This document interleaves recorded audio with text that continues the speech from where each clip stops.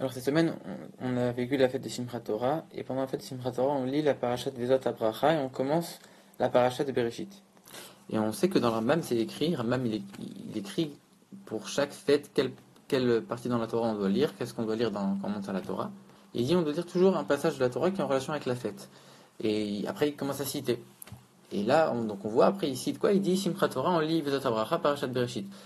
Et le Rambam, il ne vient pas donner une explication spéciale. Ça veut dire qu'apparemment, pour lui, c'est évident que Vezot Abracha et Bereshit, c'est relié à Simchat Torah, puisqu'il dit que chaque chose qu'on lit dans la Torah, c'est relié à la fête. Alors, le Rabbi ici va essayer de comprendre c'est quoi vraiment le lien entre la paracha de Vezot Abracha et Bereshit avec la fête de Simchat Torah et de Shmini Atzeret.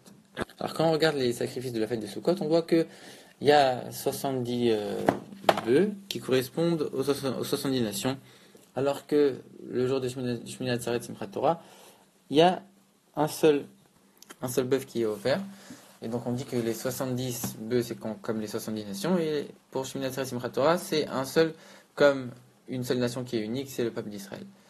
Et en quoi cette nation elle est unique? On pourrait dire, voilà, dans le début de la paracha de Vezot Abracha, on dit que, Rachel explique, il dit que Dieu il a été voir les enfants de Esav, les enfants de Ishmaël, il leur a proposé la Torah, ils n'ont pas accepté. Il n'y a que le peuple juif qui a accepté la Torah. Donc par ça, le peuple juif, il est unique. Mais on ne peut pas dire que c'est vraiment ça la relation avec Simchat Torah. Ça, en vérité, ce serait plus en lien avec Shavuot. C'est quoi vraiment la relation avec Simchat Torah, Shmini Atzeret? Et quand on regarde la fin de la paracha, on voit, la paracha se termine en disant les écoles d'Israël. Et Rachid, tout de suite, il commence, il dit, qu'est-ce qu'il a fait Moshe aux yeux de tout Israël? Il a brisé l'étape de la loi. Et Dieu lui a dit, bravo, tu as bien fait de les briser. Voilà comment Rachid termine les derniers mots de la Torah. Alors ici, on ne comprend pas. En vérité, quand on regarde la paracha de Vezot Abracha, déjà, c'est une paracha qui s'appelle Bracha, la bénédiction.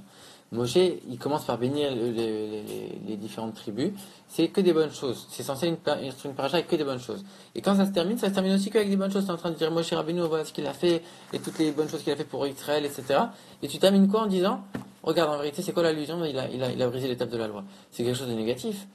On sait très bien qu'en plus, on fait le jeûne du 17 Tammuz. Une des raisons pour lesquelles on fait ce jeûne, c'est parce que Moshe, il a brisé les louchot, il a brisé l'étape de la loi.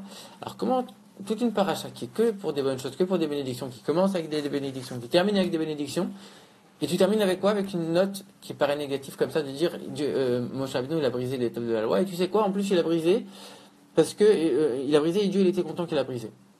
Alors, on explique, Moshe Rabbeinu, il a brisé, c'était pour préserver l'honneur de la Torah. Il a dit, regarde, eux maintenant ils sont en train de faire la Avodah Zarah, ils sont en train de devenir des hérétiques. Moi, qu'est-ce que je vais aller leur donner la Torah? C'est un mépris pour la Torah. Alors il a cassé l'étape de la Torah. Donc c'est encore pire en vrai. Quand tu es en train de voir cette explication, tu es en train de dire quoi?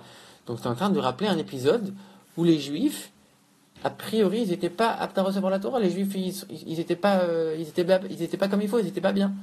Comment tu peux venir rappeler un épisode comme ça, alors que, comme on l'a dit, t'es que dans les bénédictions? Donc en plus que ça, c'est pas que c'est que cette paracha, c'est que c'est la fin de toute la Torah. Donc en fait, on sait que la Torah, elle a été donnée pour le peuple juif, et qu'on fait que mentionner dans cette paracha les grandeurs de Moshe Rabbeinu, etc., la grandeur du peuple juif. Et après, tu termines comme ça en disant, voilà, le peuple juif, il a fait une grande bêtise tellement que Moshe a refusé de lui donner l'étape de la loi, il a dit, il n'était pas apte à recevoir la Torah. C'est quand même étrange.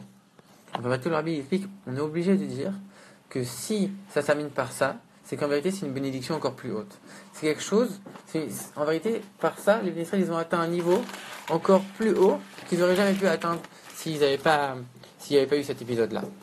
En plus, il y a quelque chose d'autre qui est étonnant, c'est que Rachid, il dit, Dieu, il a dit bravo à Moshe Rabbeinu d'avoir cassé les louchot. Il lui a dit, c'est très bien ce que tu as fait. Et ça, il lui a pas dit tout de suite, parce que ça, on le voit pas. C'est uniquement quand, 40 jours après, il a reçu les deuxièmes tables de la loi, là, il écrit à Cherchibarta. Et là, c'est le commentaire de Rachid, dit, c'est à ce moment-là qu'il lui a dit bravo. Et même ça, Rachid, il nous le dit pas maintenant. Rachid, il attend la dernière paracha de la Torah, le dernier mot pour nous le dire. Pour nous dire qu'en vérité, tout ça, ça a été dévoilé que à ce moment-là. En vérité, qu'est-ce qu'on veut nous apprendre ici? En fait, la Bible est comme ça. Toute la raison pour laquelle Dieu il a permis qu'il puisse y avoir une faute comme le veau d'or, c'est uniquement pour permettre au Béné Israël d'arriver à la tchouva. Si Dieu a permis une telle chose que le veau d'or, en vérité, c'est uniquement pour que les Béné Israël que les Béné Israël dans toutes les générations, ils puissent revenir sur leur faute, ils puissent parvenir à un niveau encore plus haut que le niveau auquel ils étaient avant. Ça, c'est le niveau de la tchouva. Donc en vérité, sans ça, on n'aurait pas eu la tchouva. On n'aurait pas eu la possibilité de s'élever à un niveau qui est infini, encore plus haut que la Torah elle-même. Et ça, c'est un véritable cadeau, c'est quelque chose d'énormément incroyable. On peut même pas imaginer à quel point c'est un cadeau de Dieu. Et c'est pour ça que ça, on le met dans toutes les bénédictions. Et c'est la même chose avec les tables de la loi. On dit que les deuxièmes tables de la loi, elles contenaient tous les enseignements de la Torah de manière générale. Elles étaient beaucoup plus simples que les premières tables. Il y avait encore plus de choses. Et pour parvenir à ces deuxièmes tables, il fallait briser les premières.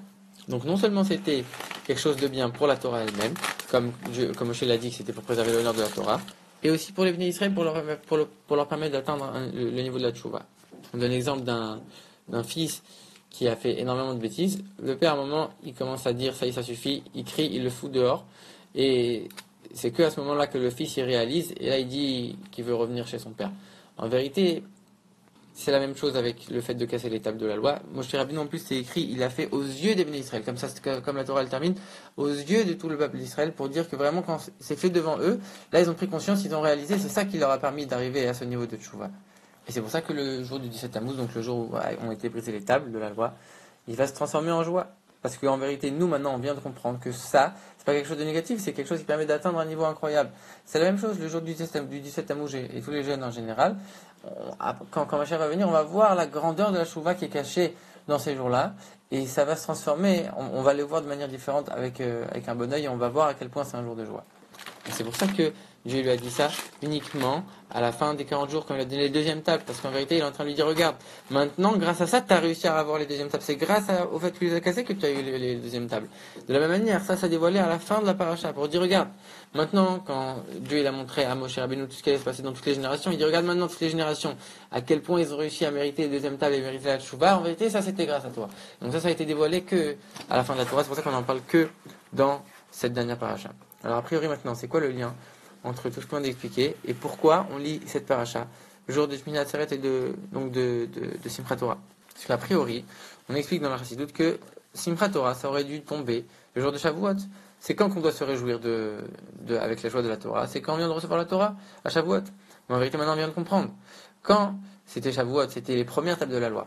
Les deuxièmes tables de la loi, en vérité, elles ont été données quand? Elles ont été données après Kippour. Et c'est quand le dernier jour après Kippour, une fois que toutes les fêtes sont terminées, c'est le jour de Simchat Torah. C'est pour ça que la joie elle est beaucoup plus grande. On se réjouit avec les deuxièmes tables de la loi, avec le niveau de Tchouva, le niveau le plus haut. Mais on lit quand même l'ensemble de la paracha de Vezot Abracha. Et au début de la paracha de Vezot Abracha, comme on l'a dit, on dit que Dieu il a été proposé la Torah aux autres peuples. Donc on parle du don de la Torah au peuple juif. Donc on parle aussi des premières tables. En vérité, dans la paracha, on parle des deux niveaux. Parce qu'en vérité, les premières tables de la loi, ça représente les tzadikim, ceux qui sont au niveau de la Torah, qui n'ont jamais fait de faute.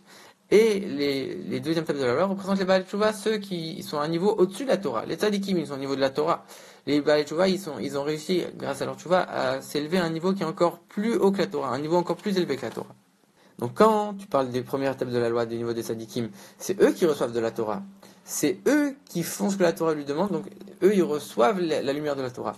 Quand par contre on parle des Baal Tshuva, eux ils sont au niveau au-delà de la Torah. C'est-à-dire qu'en vérité, c'est eux qui donnent la lumière à la Torah. Et c'est ça qu'il y a pendant le jour de Simchat Torah, il y a ces deux niveaux-là. Les Juifs vont danser avec la Torah. Le premier niveau des tzadikim, c'est la Torah qui va réjouir les Juifs. Et donc les Juifs ils vont danser pendant Simchat Torah. Le deuxième niveau des Baal Tshuva, c'est les Baal Tshuva eux-mêmes ils vont réjouir la Torah elle-même. Et ça c'est encore un niveau beaucoup plus fort, beaucoup plus haut. Il y a le premier niveau des tzadikim qui est représenté par le fait que nous on reçoit de la Torah, ça veut dire que la Torah elle est plus haute que nous. Et le niveau de Baal Tshuva, ça montre qu'en vérité, le Juif il est encore plus haut que la Torah, et dans la pensée de Dieu quand il a créé le monde, le Juif il est apparu avant même la Torah. Et donc pendant le jour de Simchat Torah, on lit les deux pour avoir les deux niveaux. Et bien sûr, le Rabbi termine avec un enseignement pour dire que c'est quoi en vérité le but de Simchat Torah? C'est la dernière fête de l'année, du mois de Tishri, et donc le but de Simchat Torah, c'est de diffuser cette joie de Tishri pendant tous les jours de toute l'année, dans le service de Dieu, de l'ensemble des jours de la semaine de toute l'année. Parce que quand un juif va sortir maintenant dans le monde après avoir vécu un mois de Tishri, il peut se dire, regarde, comment moi je peux amener de la lumière dans le monde? Le monde il est tellement obscur, il est tellement difficile. Qu'est-ce que moi maintenant je vais venir, qu'est-ce que je peux faire dans le monde? C'est pas possible. Comment je peux me tenir devant une telle obscurité? Donc là, c'est pour ça qu'on lit cette paracha de Vezot Abracha, pour te dire, regarde, tu vois, toi, t'es dans une situation où Moshe Rabbeinu il vient de briser les tables de la loi. Tu crois que c'est quelque chose de négatif. Tu crois que c'est une situation qui est terrible. En vérité, sache à quel point elle est élevée, et à quel point toi, par ton travail, tu peux arriver à un niveau encore plus élevé, et tu peux surmonter cette situation, non seulement la surmonter, mais arriver à un niveau auquel tu serais jamais arrivé si tu n'étais pas dans cette situation-là. Et tout de suite après, on lit la parasha de Bereshit. Faut dire, regarde, non, ce monde-là, c'est Dieu qui l'a créé. Et si Dieu il a créé ce monde-là, c'est pas pour t'embêter, c'est pas parce que il est obscur et tu pourras pas y faire quoi que ce soit, c'est au contraire, pour que toi tu réussisses à faire ton travail et à arriver à un niveau encore plus haut en travaillant ce monde-là. Ça c'est le niveau de la Teshuvah, arriver à un niveau encore plus haut que le niveau auquel tu étais arrivé. Et ça c'est, on prend les forces de la parasha de Vezot Abracha et Bereshit qu'on lit le jour de Simchat Torah. Et on comprend maintenant pourquoi on lit ça dans la Torah le jour de Simchat Torah.